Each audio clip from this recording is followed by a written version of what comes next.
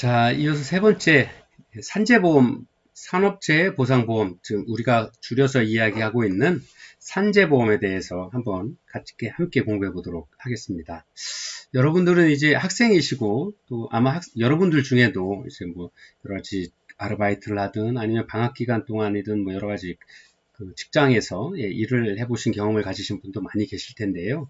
그러한 직장의 일상의 어떤 근로 현장에서 어떤 재해를 입는다거나 또는 뭐 어떤 피해를 입는 경우에 대표적으로 떠오를 수 있는 그 보험이 바로 산업재해 보상보험이다라고 말씀드릴 수 있겠습니다. 그래서 산업재해 보상보험의 가장 큰 특징은 산업 현장에서 활동하는 근로자에게 발생할 수 있는 재반, 재해, 또 안전을 위협하는 어떤 다른 여러 가지 사고에 대한 보험 방식이라고 설명을 드릴 수 있고요. 근로자와 그 가족을 보호하는 것은 물론이고 사업주의 어떤 위험 부담을 경감시키려고 하는 일종의 사회보장 또는 사회복지 정책이다라고 말씀을 드릴 수 있을 것 같습니다. 그래서 이 다른 어떤 보험들과 달리 산재보험만이 가지고 있는 어떤 특징들을 좀 보면 첫 번째가 무과실에 대한 책임주의다라고 말씀드릴 수 있겠습니다. 그래서 기본적으로 업무상 재해를 입은 재해 근로자에 대해서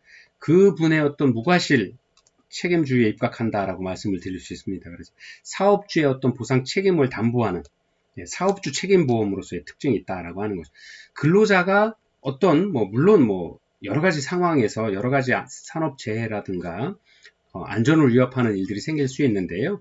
그런 것들이 근로자의 책임이 아니다라는 것들을 우선 근본적으로 생각을 하고 있습니다. 그래서 오히려 사업주가 책임을 좀 져야 되는 사업주에게 보상 책임을 좀 담보할 수 있는 어떤 그런 보험 정책이 바로 산재보험이다라고 말씀드릴 수 있고요.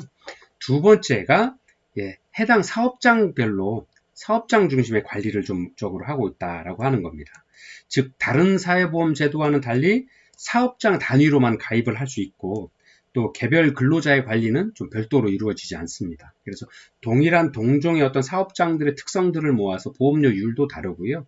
또 어떤 예를 들어서 이런 거죠. 농촌이냐, 그 다음에 1차 산업이냐, 또 2차 산업이냐, 아니면 건설업이냐, 또 건설업 중에서도 뭐 다양한 직종들이 계시니까 그 직종에 따른 어떤 사업장 특성에 따른 그런 동일한 어떤 특성들을 가진 그런 어떤 방식으로 분류를 통해서 관리를 하고 있다라는 것이 두 번째 특징이다라고 말씀드릴 수 있고요.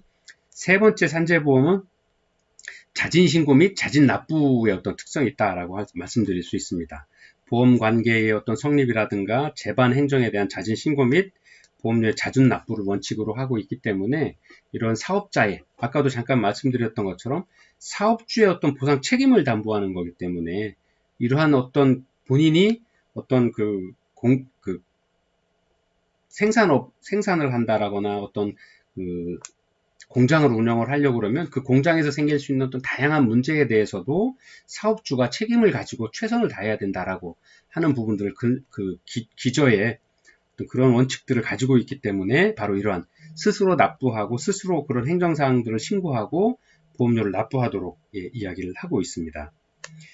그 네 번째가 보험료가 사업주가 전액 부담하도록 되어 있습니다. 그래서 그 산재보험은 다른 사업보조에 대해 다른 어떤 그 보험과 달리 가입자가 또는 노동자가 보험료를 공동으로 부담하는 것이 아니고요. 사업주가 전액 부담하도록 되어 있다 하는 그런 특징을 가지고 있다라고 말씀을 드릴 수 있고요. 다섯 번째가 종합적인 어떤 보상제도를 근로자가 입을 수 있는 다양한 어떤 그 재해에 대해서 사업주가 종합적인 어떤 보상을 할 수 있도록 하는 부분들을 가지고 있다라는 겁니다. 그래서 현금급여로 제공되는 어떤 국민연금과 또 현물급여로 주로 제공되고 있는 의료보험과 달리 산재보험은 현금급여뿐만 아니라 현물급여까지도 모두 제공될 수 있는 어떤 그런 특징들을 가지고 있다라고 설명을 드릴 수 있습니다. 자, 산업재해 보상보험의 어떤 목적이다라고 하면 산업재해 보상 사업을 시행하여서 근로자의 업무상의 재해를 신속하고 공정하게 보상하고 또 재해 근로자의 재활 및 사회복귀를 촉진하기 위해서 이에 필요한 보험시설을 설치하고 운영하고 또 재해 예방과 그 밖에 근로자의 복지 증진을 위한 사업을 시행하여 근로자의 보호에 이바지하는 것을 목적으로 하는 것이 바로 산업재해보상보험법이다 라고 설명을 드릴 수 있고요. 또 두 번째는 이제 산업재해보상제도는 불의의 재해로 인한 사업주의 경제적 부담을 우연결합에 의해서 산재보험 가입자들에게 분산시켜 부담을 경감시켜 주는 데 의의가 있고, 보험료를 전액 사업주에게 부담하도록 한다는 측면에서는 다른 사회보험과 차이가 있습니다. 근데 사회보험의 공통적인 것처럼 동종의 업종에서 일을 하고 있는 다양한 사업주들끼리 보험료를 납부를 해서 그 책임질 수 있는 어떤 미래 사회의 어떤 위험들을 분담하는 어떤 그런 목적들이 가지고 있다. 그래서 지속적으로 사업들을 영위해 나갈 수 있도록, 그리고 근로자도 보호할 수 있도록 하는 어떤 이런 특징들이 가지고 있다라고 하는 거죠. 그래서 이런 산업재해보상보험은 고용노동부 장관이 관장하고요. 근로복지공단에서 그 실질적인 집행을 해 나가고 있는 특징들을 가지고 있습니다. 자, 보험 관계에 있어서의 가입자는요, 또는 수급자, 또는 피제자, 재해를 입은 어떤 피해자들을 피보험자로 하지 않는 것은 본래 사용자가 부담하여야 하는 재해보상의 책임을 보험급여로서 이행한다고 하는 일종의 책임보험적 성격에서 비롯된 것이기 때문에 실제로 가입자가 사용주가 되는 거죠. 그 다음에 사업주가 보험 가입자로서의 보험료를 다 부담하게 되고요. 산재보험의 적용은 아까 말씀드린 것처럼 동일 종류의 사업장 단위별로, 뭐 예를 들어 광업이면 광업, 농업이면 농업, 뭐 공장업 같은 어떤 건설업이면 건설업, 그 다음에 유통업이면 유통업, 뭐 이렇게 그 동일한 업종별로의 사업 단위별로 산재보험에 적용을 하고 있다 하는 겁니다. 그다음 산재보험은 사업의 위험률, 또 규모 및 사업 장소 등을 참작해서 대통령령으로 정하는 사업을 제외하고는 근로자를 사용하는 모든 사업에 적용을 해서 납부하도록 하고 있습니다. 그래서 가입 대상은 크게 뭐 당연 적용 사업, 그 다음에 임의 적용 사업, 적용 특례를 두고 있는 사업, 이렇게 크게 여러 가지로 나누고 있습니다. 근데 대부분의 경우는 뭐 당연한 적용 사업이고요. 아까 잠깐 보셨던 것처럼 대통령령으로 정하는 특수한 어떤 사업들을 빼고는 다 가입을 하도록 되어 있습니다. 그래서 또 이제 적용 특례 사업은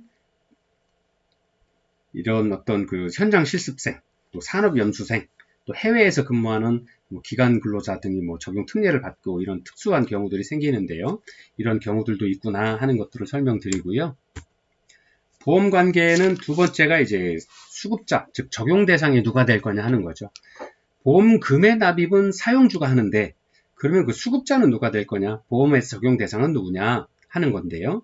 바로 그 근로자 중에서 업무상 재해를 당한 근로자가 바로 수급자가 될 수 있겠다 하는 겁니다. 그래서 결국에는 근로자의 인정 기준과 업무상 재해 인정 기준이 중요한 적용 대상자의 여부를 판정하는 어떤 기준으로 하고 있다라고 말씀을 드릴 수 있습니다. 그리고 세 번째가 보험자입니다. 어디에 보험을 드는 거냐 하는 부분들인데 고용노동부 장관의 위탁을 받아서 산재보험 사업을 효율적으로 수행하기 위해서 근로복지공단을 설립하고 이 공단이 바로 보험자로서의 역할들을 하고 있습니다. 이 산업재해보상보험에서 제공되고 있는 어떤 급여들은 첫 번째가 요양급여, 또 뭐 휴업급여, 그 다음에 뭐 장애급여, 간병급여, 그 다음에 상병보상연금, 장의비, 직업재활급여의 8종류로 크게 나눌 수가 있고요. 그 다음에 이러한 그 재해 인정 기준은 첫 번째가 업무상 사고여야 된다라고 하는 겁니다. 즉 근로자가 근로계약에 따른 업무나 또는 그에 따르는 행위를 하던 중에 발생한 사고, 또는 업주가 제공한 시설물 등을 이용하던 중 그 시설물의 결함이나 관리 소홀로 인한 발생한 사고, 또 사업주가 제공한 교통수단이나 그의 어떤 그 사업주 지배하에 그 하에서의 업무 중에서의 사고, 뭐 이런 다양한 부분에 대해서 이야기를 하고 있습니다. 즉 재해에 대한 인정을 받으려고 그러면 근무 중이어야 한다라고 하는 거죠. 그래서 요즘에 이제 이 업무상 사고라는 것들에 대한 판례들이 굉장히 넓어지고 있죠. 왜냐하면 근본적으로 그 근로를 하고 계시는 근로자들을, 노동자들을 좀 보호하기 위한 어떤 개념들이 큰 어떤 보험이기 때문에 되도록이면 어떤 이러한 다양한 분야에서의 재해 인정 기준의 폭을 좀 넓히고 또 그렇게 함으로써 근로자들의 어떤 산업재해에 대한 어떤 보장을 좀 높여나가는 어떤 성격들이 짙다라고 하는 거죠. 잠깐 말씀드린 것처럼 출퇴근 도중의 사고도 당연히 요즘에는 이제 업무상 재해로 인정을 받고 있고요. 또 예를 들어서 업무의 연속으로 이어지는 팀 회식이라든가 아니면 부서별, 회사 내에서, 직장 내에서 이루어진 회식 또는 체육 활동 중에도 일어난 어떤 다양한 사건, 사고에 대해서도 업무상 재해로 인정을 하고 있는 추세가 높아지고 있습니다. 또 두 번째가 업무상 얻게 된 질병에 관한 부분들입니다. 또 이러한 부분들도 질병의 뭐 어떤 업무 수행 과정에서 화학물질이라든가 분진이라든가 병원에서 근무하시는 분들도 다양한 어떤 위험에 노출될 수밖에 없죠. 또 요즘에 이제 삼성이나 이런 새로운 반도체 신사업을 하고 있는 다양한 분야에서 그동안엔 몰랐던 다양한 환경에 노출됨으로써 얻게 되는 다양한 질병들에 대해서도 바로 이러한 재해 인정 기준으로 적용이 되고 있습니다. 자, 네 번째가 이제 재원인데요. 산재 보험 비용의 재원 조달은 원칙적으로 아까 말씀드렸던 것처럼 사업주의 책임 보험이지만 그래서 대개의 경우 사업주들이 내고 있는 산재 보험료들이 주를 이루곤 있지만 국가도 일부 부담을 하고 있다라고 말씀을 드릴 수 있습니다. 사업주가 부담해야 되는 산재 보험료는 그 사업주가 경영하는 사업에 종사하는 근로자의 개인별 보수 총액에 보험료 징수법에 따라 같은 종류의 사업에 적용되는 산재보험료를 곱한 금액을 합한 금액으로 해당 기업주에 부과를 하게 됩니다. 그래서 보험료율이라고 하는 것은 업종별 요율과 개별 실적 요율에 함께 적용을 하고 있고요. 또 업종별 요율이라고 하는 것은 그 업종에서 이루어지는 평균적인 재해율을 기초로 해서 나라에서 고용노동부에서 산정을 하고 또 개별 사업주는 자신이 속한 업종에 보험료율을 적용을 받습니다. 그래서 실제로 이러한 것들은 아까 말씀드린 대로 사업주가 동일한 직종에서 근무하는 사업주들끼리의 연대보증의 어떤 개념들을 또 포함을 하고 있기 때문에 그런 보험료를 납부를 할 때도 바로 이러한 재해율을 평균적인 어떤 재해율을 기초로 해서 선정된다라는 그런 특징들을 보여주고 있다 설명드릴 수 있습니다. 자, 이제 다섯 번째가 이제 고용보험입니다. 아까 이제 저희가 이제 그럼 지금까지 국민연금, 의료보험, 그 다음에 국민건강보험, 그 다음에 이제 고용보험, 그 다음에 산재보험까지도 함께 저희가 공부를 해봤고요. 이제 마지막으로 마지막이 아니죠. 다섯 번째가 이제 고용보험입니다. 고용보험이라고 하는 것은 여러분도 이제 일상에서 많이 경험을 해보셨을 것 같아요. 뭐 아르바이트를 하신다거나 단기간에 어떤 일을 하실 때도 요즘에 이제 고용보험에 대한 부분들 또 일정 시간 이상 근무를 하면 무조건 의무적으로 서비스업에 종사하시는 분들도 국민연금이라든가 이런 4대 보험에 납부를 하도록 의무하고 있습니다. 그래서 그 중에서도 이제 고용보험에 관한 부분들은 여러분들이 일정 기간 일을 하셨다가 실업에 문제가 생긴다거나 아니면 쉬어야 되는 경우들이 생겼을 때 부득이하게 회사의 사정으로 근로자를 좀 줄이거나 아니면 사직을 하게 할 수밖에 없는 그런 상황이 생겼을 때 이런 실직하게 된 어떤 근로자들을 보호하기 위한 방법으로 이러한 보험 제도를 운영을 하고 있습니다. 그래서 고용보험 제도는 실업과 고용 문제를 일반 사회보험 원리에 의해서 국가사회적으로 좀 해결하기 위한 방법이다 라고 말씀드릴 수 있겠습니다. 그래서 현대사회에서 실업과 고용의 문제는 굉장히 복잡하기도 하고 또 국가의 노동정책이나 사회복지 정책으로 굉장히 중요한 관심사항으로 떠오르고 있습니다. 그래서 그 이야기는 무슨 이야기냐 하면 이러한 실업과 고용이 개인의 문제라기보다는 사회 문제로서 혹은 사회적 책임의 문제로서 대두되고 있기 때문이다 라고 설명을 드릴 수 있습니다. 그래서 고용보험법을 좀 한번 보면 고용보험이라고 하는 것은 실업의 예방, 또 고용의 촉진 및 근로자의 직업 능력의 개발과 향상을 꾀하고 국가의 직업 지도와 직업 소개 기능을 강화하며 근로자가 실업한 경우에 생활에 필요한 급여를 실시하여 근로자의 생활 안정과 구직 활동을 촉진함으로써 경제 사회 발전에 이바지하는 것을 목적으로 한다라고 하고 있습니다. 자, 우리가 여러분도 기억하실지 모르겠습니다만 이제 흔히 이야기하는 IMF 이후에 우리나라의 신자유주의 정책이 활성화되면서 이야기했던 게 굉장히 고용의 유연성, 노동의 유연성에 대한 부분들을 많이 강조하게 되었죠. 즉 고용주가, 사업주가 근로자들이 탄력적으로 운영할 수 있다. 예를 들어서 일이 많을 때는 많이 채용하고 없을 때는 좀 필요 없는 그 인원들은 좀 이렇게 줄여서 자기의 부담, 자기 수익을, 사업주의 이익을 좀 극대화하기 위한 방법들을 많이 국가에 요구를 했고, 그런 정책들을 펴달라라고 국가에 많은 이야기를 했습니다. 또 신자유주의 정책은 시장 원리를 굉장히 강조했죠.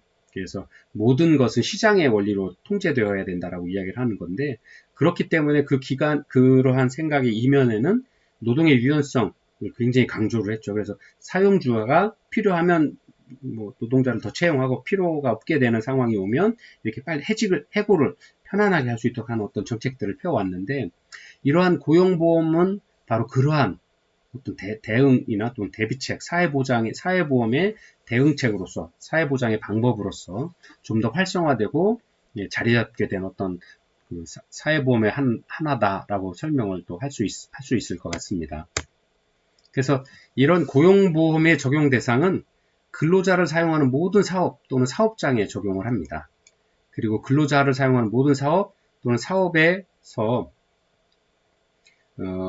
다만 산업별 특성 및 규모 등을 고려해서 대통령령으로 정하는 사업에 대한 적용하지 않은 경우들이 있다라고 하는데, 이러한 경우는 뭐 방위산업이라든가 국가기관산업 또는 우리나라의 경우에는 그 군인들이 모병제이기 때문에 실제 군인들이 모여서 어떤 여러 가지 일을 하지만 그런 부분들을 개인 사업이나 어떤 이익을 목적으로 한다기보다는 국가의 어떤 존재 자체를 목적으로 하기 때문에 그런 경우에는 어떤 적용 대상에는 좀 제외되는 겁니다. 그래서 그런 경우에 이제 특별한 케이스다라고 볼 수 있고요. 또 고용보험의 가입의 방식에는 당연가입, 또 임의가입, 또 의제가입, 뭐 이렇게 세 가지 정도의 방법들을 좀 찾고 있다라고 설명을 드릴 수 있습니다. 그리고 이제 고용보험의 가장 큰 어떤 부분, 그 가입자에서 설명은 다양한 급여 혜택을 받는 근로자만이 그 적용 대상이 될 수 있다라는 겁니다. 실제 근로를 하고 계신 분들.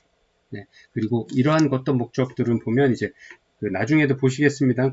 급여 종류에서 그 회사가 어려워지거나 아니면 외부의 영향으로 어떤 그 어려움들을 겪었을 때 어쩔 수 없이 해고를 하거나 줄여나갈 수밖에 없는 경우에는 이런 그동안 납부되어 있던 고용보험에서 만들어진 급여를 통해서 전직 훈련이라든가 아니면 또 새로운 취업 보호라든가 이런 또 쉬는 기간에 휴업 기간에 어떤 생활을 영위하기 위한 어떤 실업 수당이라든가 이런 부분들을 다 제공을 하고 있기 때문에 이러한 부분들에 있어서는 우리 사회보험의 역할들을 충실히 해나가고 있다. 이렇게 설명을 드릴 수 있을 것 같습니다.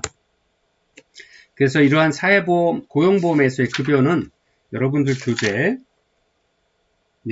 282페이지에 나와 있네요. 고용보험의 종류, 고용보험의 급여 종류라고 해서 크게 실업급여, 그다음 고용안정, 직업능력 개발사업 이렇게 나와 있는데요. 실업급여에서도 이제 구직급여, 취업촉진수당, 육아휴직급여 그 외에도 다양한 지급되고 있는 급여 종류가 생생하게 설명이 되고 있습니다. 그래서 이 부분을 한번 시간 나실 때 한번 좀 봐주셨으면 좋겠고요. 이렇게 설명이 되고 있습니다. 자, 그 다음에 이제 고용보험의 재원들은 원칙적으로 실업급여에 드는 비용의 재원 조달은 사업주와 근로자가 각각 2분의 1씩 부담합니다. 그래서 근로자는 자신의 보수총액의 실업급여의 보험료율의 2분의 1을, 그 다음 사용주는 실업급여 비용의 2분의 1을 부담하고, 또 고용안정과 직업능력 개발 사업에 사용되는 비용들을 추가적으로 부담을 하는 형태로 재원의 구조를 가지고 있습니다. 자, 이제 마지막으로 5번째 노인장기 요양보험입니다. 노인장기 요양보험도 여러분도 잘 아시는 것처럼 이제 저희가 특히나 이제 사회복지를 공부를 하고 계시는 분들이시니까요. 사회복지사분들이 이제 제일 관심을 가지고 있고 또 많은 이 법이 만들어지는 당시에도 굉장히 많은 의견들을 내셨고 또 이 노인장기 요양보험의 필요성에 대해서도 굉장히 강하게 주장을 하셨던 직업군들이 바로 저희 사회복지사 선생님들이십니다. 그리고 의료 쪽에 계신 분들하고 대표적으로 그런 어떤 말씀들을 많이 하셨고 강하게 요구하셨던 그 주장 내용들이 이제 법으로 만들어진 건데요. 실제 우리보다 먼저 고령화 사회로 들어섰던 일본에서 저희보다도 한 20년 먼저 이런 사업들이 개호보험의 형태로 진행이 되었고요. 그런 것들을 먼저 벤치마킹하고 또 우리 사회 변화에 맞춰서 이런 노인 장기 요양보험을 우리나라에서도 제정하고 운영을 하게 되었습니다. 이런 노인 장기 요양보험의 개념과 특성을 좀 보면 사회보험 원리를 활용해서 고령이나 또는 노인성 질병 등으로 여러 가지 일상생활들을 하기 어려우신 혼자 하기 어려운 노인들에게 신체 활동이라든가 또 가사 활동 지원 등의 서비스를 제공해서 노인의 그 노후 생활의 안정과 그 가족들의 부담을 덜어줌으로써 국민들의 삶을 또 그 가족의 삶의 질을 높여주는 사회보험 제도가 노인 장기 요양보험이다라고 말씀을 드릴 수 있겠습니다. 그래서 실제로 이러한 장기 요양을 필요로 하는 노인분들과 그 가족에게 도움을 제공하는 제도고요. 기존의 연금이나 국민건강, 산재, 고용보험 제도에 대해서 제5의 사회보험 제도다라고 설명드릴 수 있겠습니다. 우리나라의 그 장기 요양보험은 고령이나 그 급속하게 고령화가 되기 시작을 한 사회다라는 것도 여러분들 잘 알고 계시고요.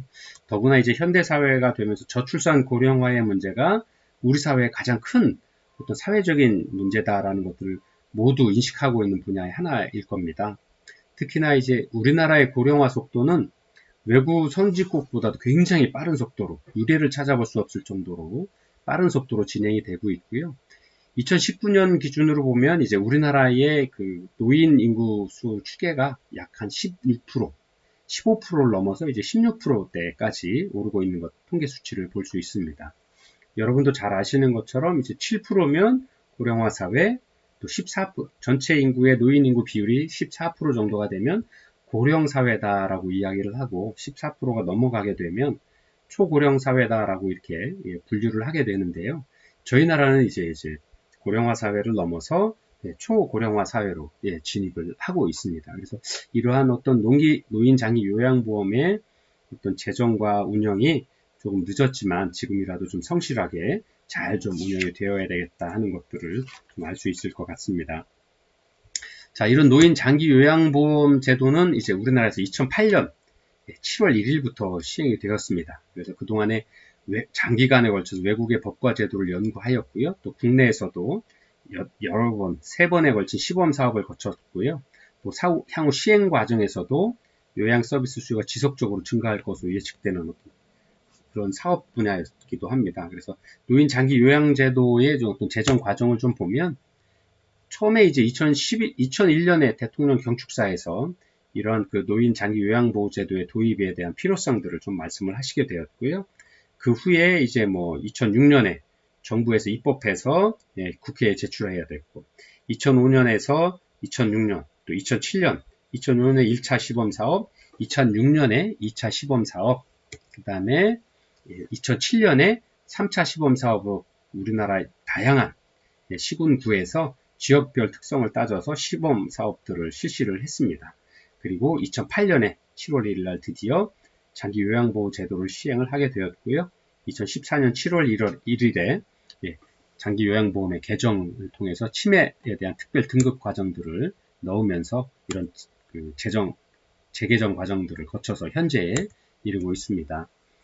노인 장기 요양보험의 그 적용 대상은 건강보험의 가입자분들이십니다. 그래서 실제로는 저희가 장기요양보험도 건강보험료율의 몇 %를 이렇게 보험료로 납부를 하게 되어 있죠. 그래서 장기요양급여를 받을 대상은 장기요양 신청을 신청한 다음에 요양등급 판정을 받아서 적용 대상의 범위에 들어갈 수 있어야 장기요양 인정을 받은 자로 인정을 받을 수 있습니다.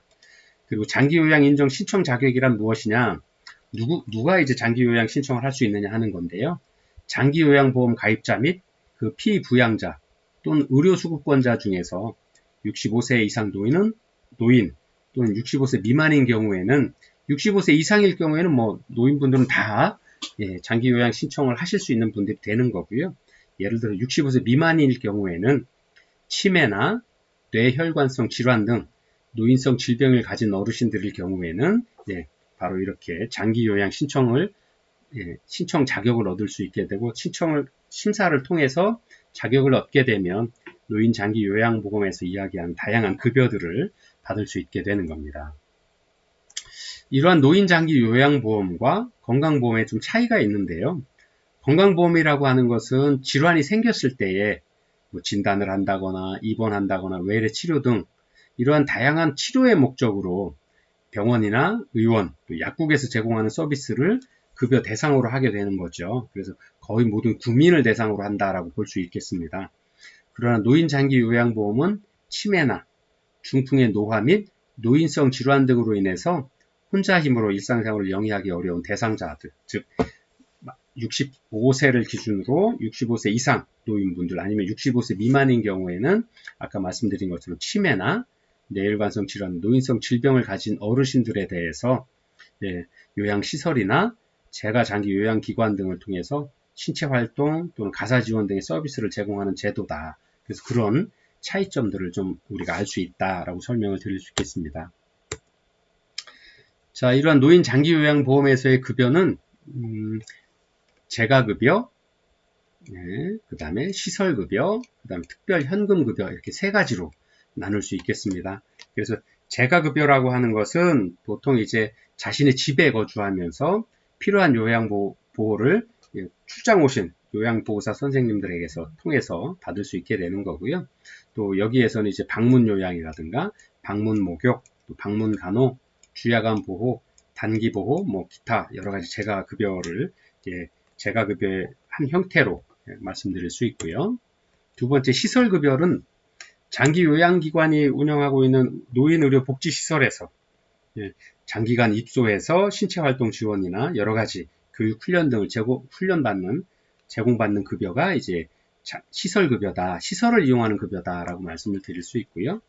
특별현금급여라고 하는 것은 특별한 사유가 있을 경우에 현금급여로 대신하는 것을 말합니다. 예를 들어서 가족요양비라든가, 예를 들어서 집안에 요양보호사 선생님이 계셔서 며느리가 또는 따님이 또는 아드님이 집에 계시는 아버님이나 그 어르신들을 요양하는 경우에는 바로 그런 가족요양비를 현금으로 지급을 하고요. 또 특례요양비나 요양병원 간병비 등은 현금으로 지급을 하고 있습니다. 그리고 여러분들 교재 285페이지를 잠깐 보시면요.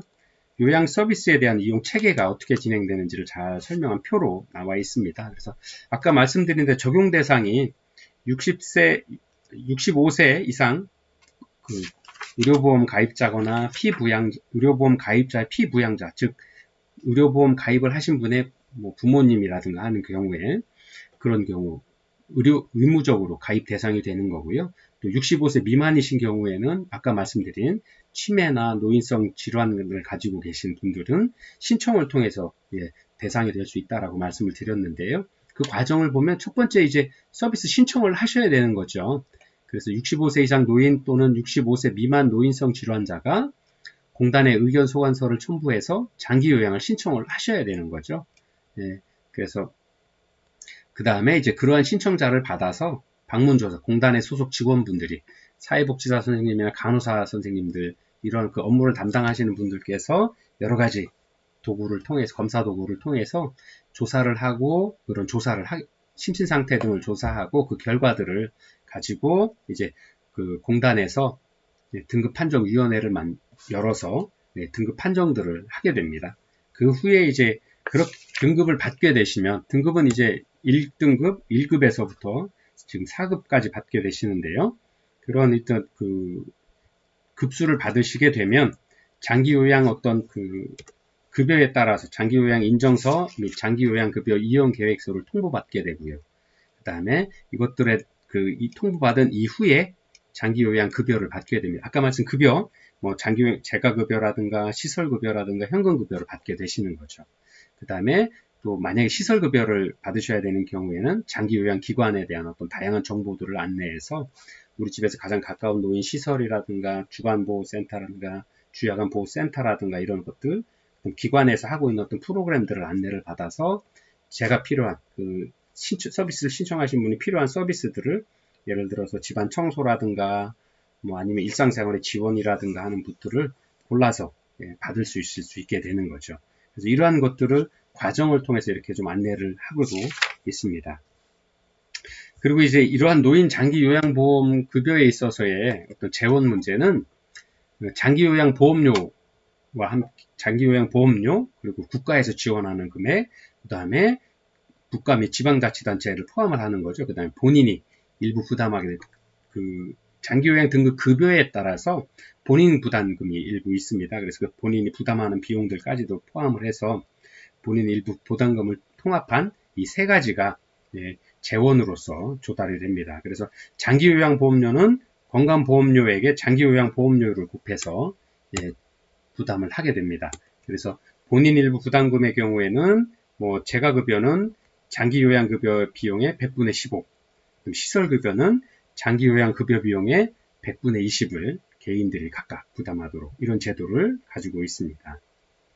자, 이렇게 해서 저희가 이제 사회복지 정책 분야에서의 사회보험, 국민건강보험, 그 다음에 국민연금, 그 다음에 고용보험, 그 다음에 산재보험, 그 다음에 노인장기요양보험 이렇게까지 좀 살펴보았고요. 시간이 좀 짧아서 세세하게 아주 뭐 깊게까지는 공부를 하지 못했습니다만 이런 우리나라에서 대표적으로 사회보험으로 운영되고 있는 5가지 보험들이 있구나. 그 다음에 그런 그 재원은 어떻게 되는지, 그다음에 보험의 대상자는 어떻게 되는지까지를 이해하실 수 있는 시간이었으면 좋겠습니다.